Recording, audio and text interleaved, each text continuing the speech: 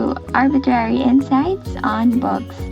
Fourth episode is brought to you by yours truly. For all of those interested in reading and understanding introversion versus extroversion, I bring you to a book podcast of Quiet, the Power of Introverts by Cain.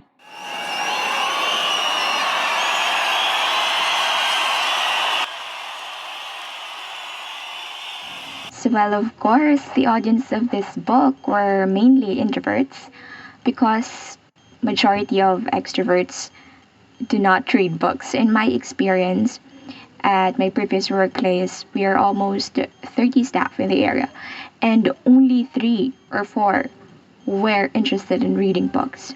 I find it that in this world, only few people actually read books. In my family, I have 6 siblings, but only I read books. But so much on the talking about how people do not read, because if you don't, I'll be bringing you to a quick overview, discussion, and real life experience and lessons of this book, Quiet, the Power of Introverts in a World That Can't Stop Talking. Let's start with a basic overview. The book is a nonfiction and an academic writing tone. Copyright year 2012, no pictures, illustrations, and with few personality quiz. Basically, more than 1,000 of pages in ebook form. But do not worry because 100 of that is nothing but acknowledgments and notes, which for some author is the most important. Cover wise, I am no creative or artistic, as you can see from my cover art in this podcast, but I like that it's plain and is inviting because of the mysterious gray color effect on the cover. Okay, so this book is an ideal setup book written in a perfect world. It does not apply to a third world country or places where starvation happens. In a perfect world, this book is useful, but in other society where there is much poverty and unmet physiological needs, this will only be ignored in shelves for sure. The book gave a biological background of introversion and extroversion. So there is always a chemistry behind everything.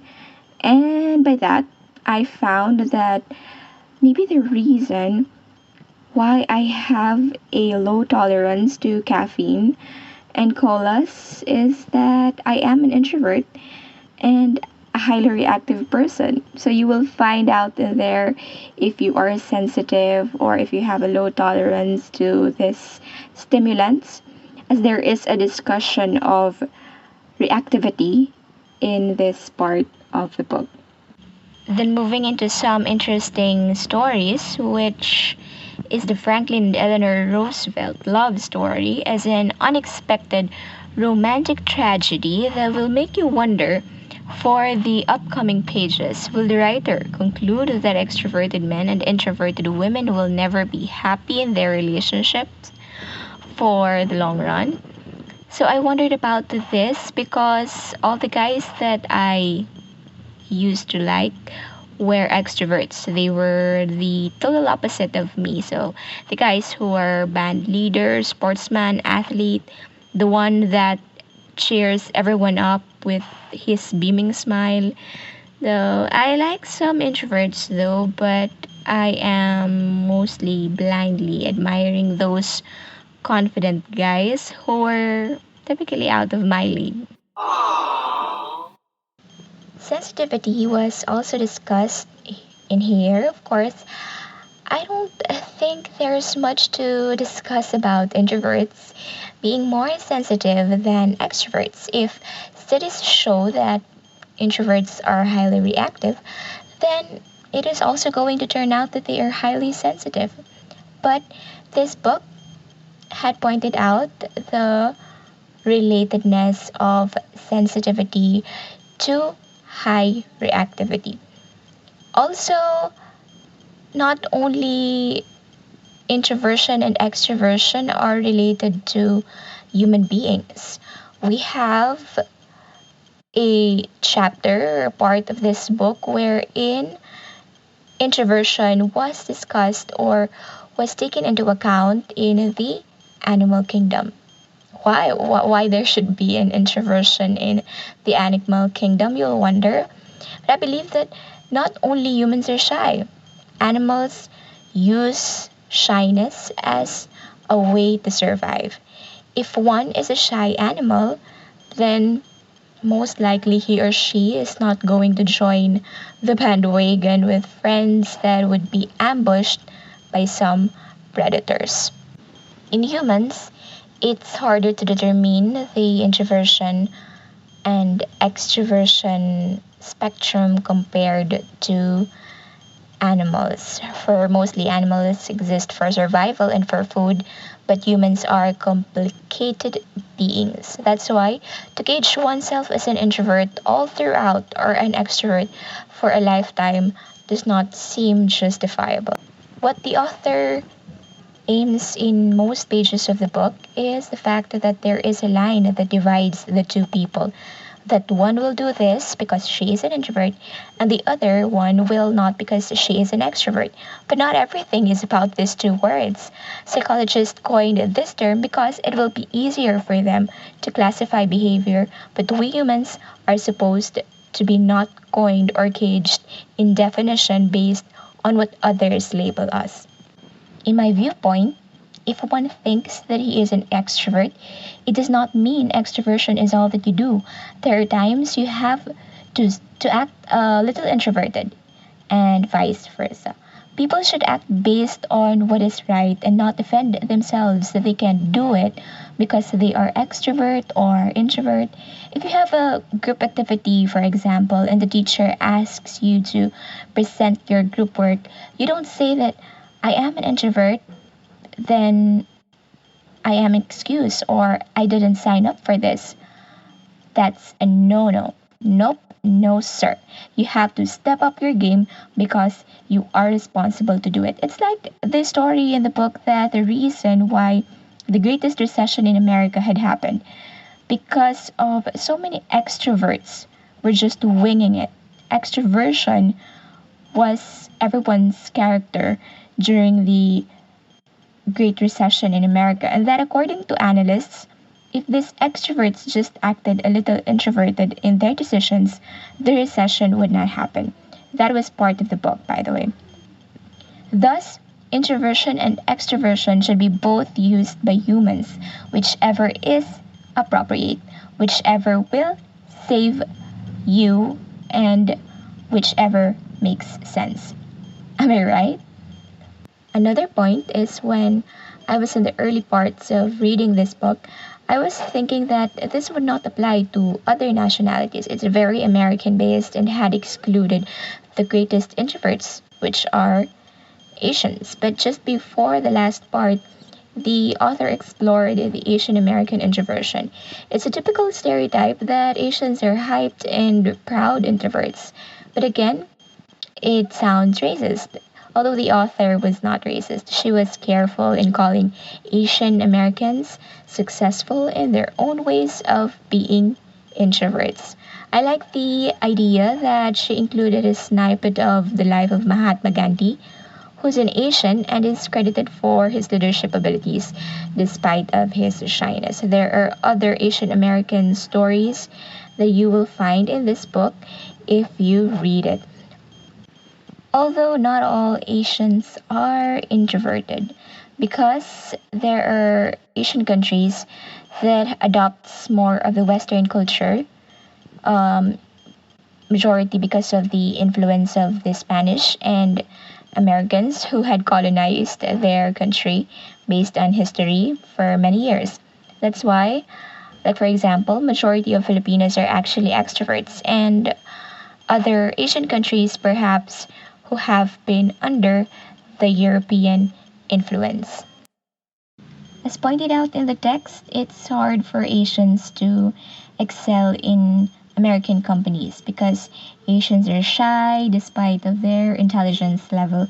The writer as well will take you to many seminars that she attended just to write this book. She interviewed lots of people and followed up their lives for years in order to tell personal stories of introversion. This level of dedication while being a lawyer in writing a book is, I am so hands down for that. Moving on, I was at the part 3 of the book where I no longer believe in the two terms. I was indignant as a reader that maybe introversion and extroversion is only a play of words, nothing but a psychologist's tolerable description of people who are insecure and others who are loud. That also these two personality types do not exist after all. Though we could all be introverts and extroverts, that there are times when we feel shy and other scenes in our life wherein we are ready to be loud and party. I remember an actress who claims to be an introvert, but when you look at her Instagram stories, you'll wonder how could she claim that she's an introvert when she twerked and danced to Seven Rings by Ariana Grande? You're wondering who's the celebrity? Well, that's Miss Sophie Turner, and I love her. So, going back to the book, my thoughts were slightly cleared. There is actually a theory behind these inconsistencies. I told you, postgrad people loves making up theories. So there is a theory of free trait theory, which I call in layman's term a balance between going out and staying in, the yin yang of our personality. That if you have been going out for so many times, you will crave solitude thereafter. That when you had been saying no to so many outings, you will organize your own outing.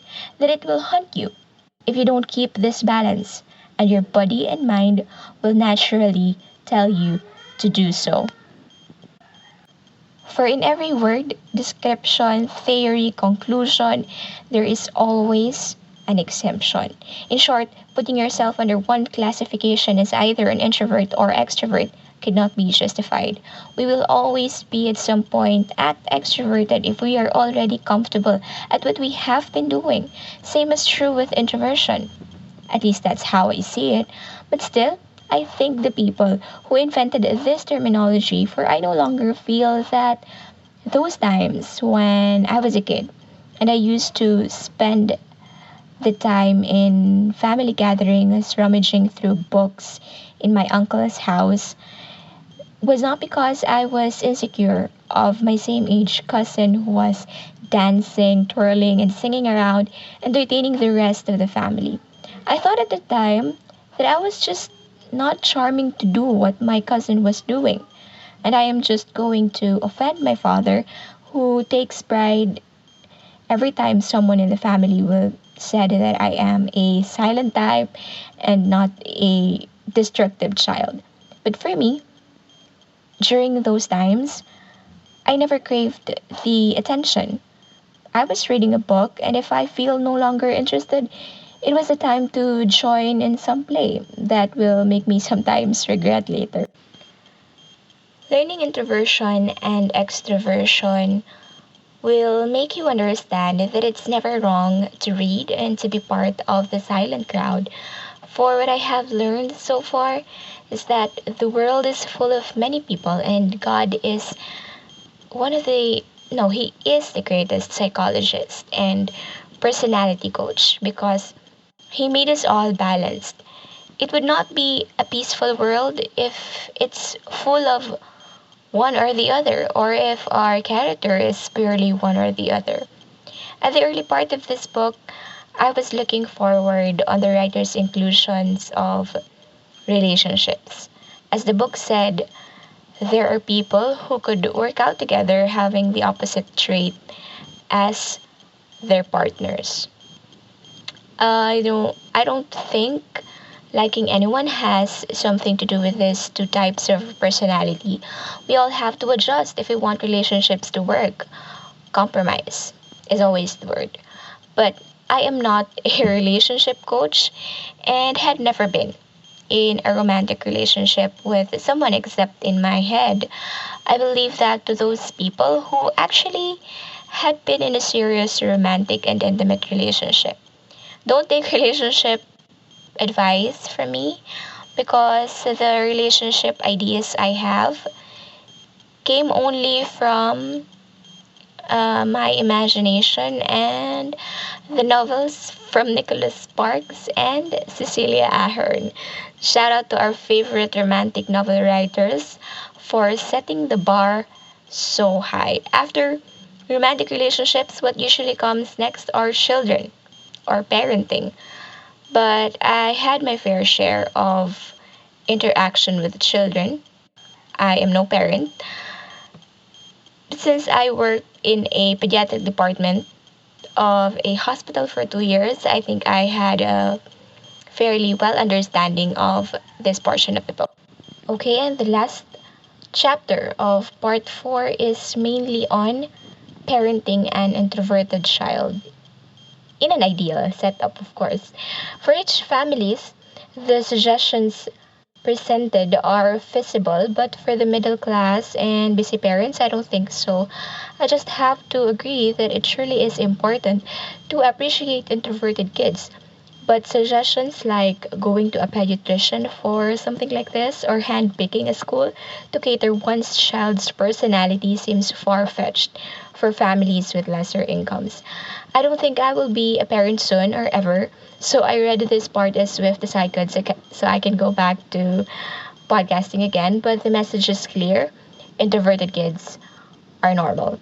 I was so excited to read the conclusion because finally my 2 weeks of reading this book had come to an end. I can't wait to start another book to share with you, but I will leave you a passage from the conclusion, my favorite part of the book, by the parting words of Susan Cain, a wonderful author.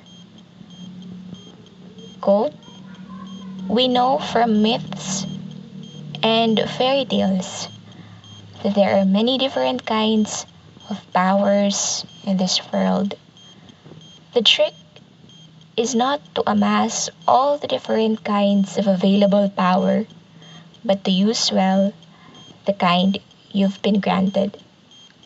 Unquote. Happy reading and thanks for listening.